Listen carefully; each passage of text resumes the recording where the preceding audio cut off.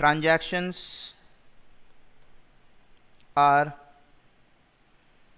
recorded from owner's point of view.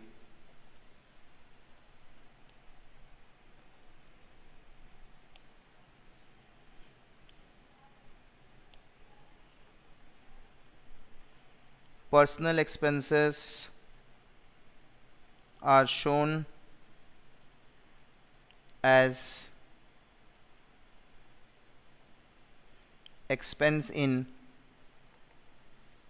income statement.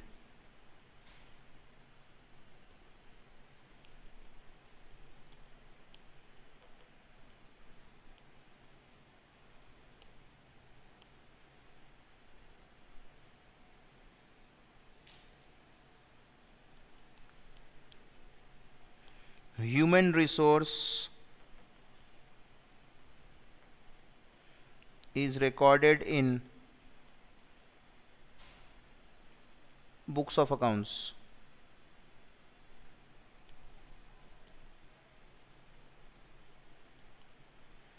Events are recorded in books of accounts. अभी आपको बोलेगा, चार option दे देगा. Which of the following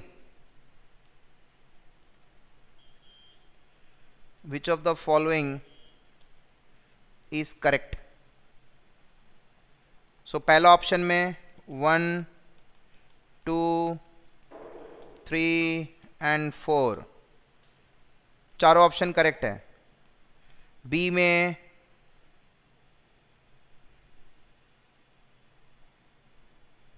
only 4, C में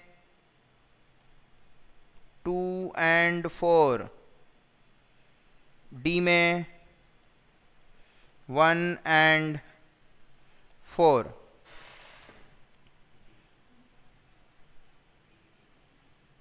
बताइए कौन सा ऑप्शन करेक्ट है. तो अपने को ना इसमें ये सब देख के फायदा नहीं है. बताइए पहले आप हमको बताइए कि इसमें से करेक्ट कौन कौन सा है. 1 and 4 इज करेक्ट. 1 करेक्ट क्यों नहीं है? Very good. अपने बिजनेस पॉइंट ऑफ व्यू से ट्रांजैक्शन रिकॉर्ड करेंगे, ओनर पॉइंट ऑफ व्यू से नहीं करेंगे. सो ये हमारा इनकरेक्ट है. ठीक है, because separate entity concept, separate entity बोलता है owner and its business are regarded as 2 distinct legal entities, they are not one. तो जो भी अपन ट्रांजैक्शन रिकॉर्ड करेंगे वो बिजनेस पॉइंट ऑफ व्यू से करेंगे. क्लियर. ऑप्शन 2, पर्सनल एक्सपेंस को एक्सपेंस बोल के नहीं दिखाया जाता, ड्राइंग्स बोल के दिखाया जाता है. तो बिजनेस पीएल में बिजनेस का जो इनकम स्टेटमेंट बनता है ना, that's business income minus business expense. We don't show any other expense. So personal expense does not come in business ka PL. So this is also false.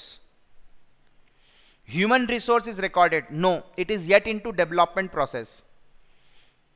Human resource accounting अभी हमारे accounting field में develop नहीं हुआ है.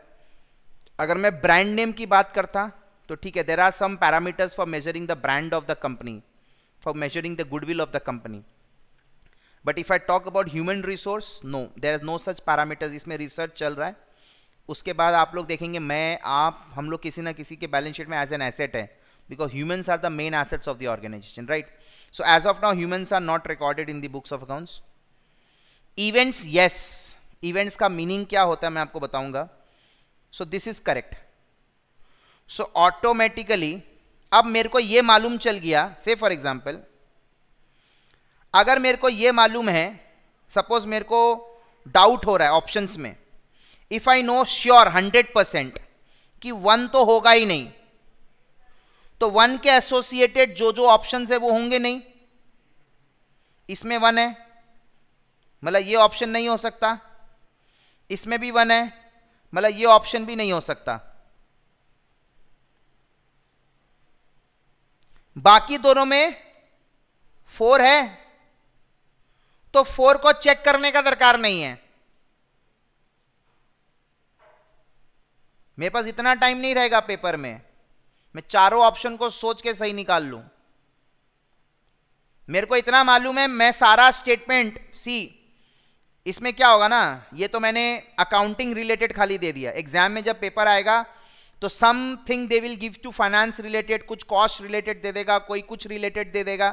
तो अपन को क्या करना है, जो ऑप्शन में 1 है ना, 1 को हटा दिया। 1 तो हो ही नहीं सकता, ये मेरे को मालूम है, इतना कॉन्फिडेंस तो मेरे को रखना पड़ेगा। 1 हो ही नहीं सकता, तो 1 जहां जाए उसको हटा दो। अब 4 कॉमन है दोनों में, तो 4 चेक करने का दरकार ही नहीं है, ठीक है ना। अब बचा क्या, 2, खाली 2 को चेक करना है, 2 सही है या गलत है। 3 को तो देखेंगे भी नहीं आंख उठा के, आई वोंट सी 3, इसको तो मैं देखूंगा ही नहीं। तो ह्यूमन रिसोर्स अकाउंटिंग कौन से स्टेज पे है जानने का भी दरकार नहीं है। हो सकता है मेरा मास्टर जी हमको बताया नहीं, मेरा मास्टर जी को खुद को नहीं मालूम कि ह्यूमन रिसोर्स डेवलप हुआ है कि नहीं। There might be a case, right. तो मेरे को खुद को नहीं मालूम ह्यूमन रिसोर्स अकाउंटिंग डेवलप हुआ है कि नहीं, तो आपको भी जानने का दरकार नहीं है, आपको बस खाली पॉइंट नंबर 2 में फोकस करना है। That's what elimination is all about. So multiple responses वाले क्वेश्चंस में आपको एलिमिनेशन अप्रोच से जाना पड़ेगा। विच of the 2 is incorrect, which of the 2 is correct, इस तरीके से आपको जाना पड़ेगा।